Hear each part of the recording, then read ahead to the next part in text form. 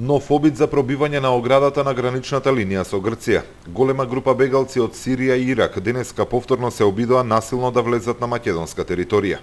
Револтираните бегалци, кои веќе неколку дена се наоѓаат во кампот кај Идомени, во обидот насилно да ја пробијат заштитната ограда од корна и дел од портата која се наоѓа на железничката пруга, а со камења ја нападнаа и македонската полиција.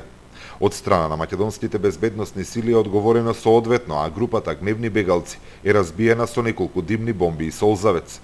За кратко време по инцидентот, состојбата е ставена под контрола, а бегалците во знак на протест повторно ја блокираа меѓународната железничка пруга. По обидот за пробивање на заштитната ограда, преминот времено е затворен.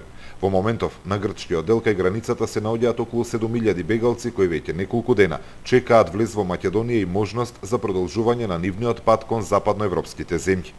Бројот на бегалците почна да се зголемува последната недела, откако неколку земји од балканската рута најавија дневно ограничување на влегувањето и ја зголемија контролата. Соодветно на оваа одлука постапи Македонија, која не го затвори влезот на бегалците, но го намали нивниот проток, а интензитетот на пропуштање зависи од состојбата на северната граница и динамиката со која се пропуштаат бегалците од страна на Србија. Во транзитниот центар Винојук е стабилно, а бегалците кои пристигнаа изминатите денови, чиј број беше околу 700, вчера и во текот на минатата ноќ веќе се превезени кон северот на државата.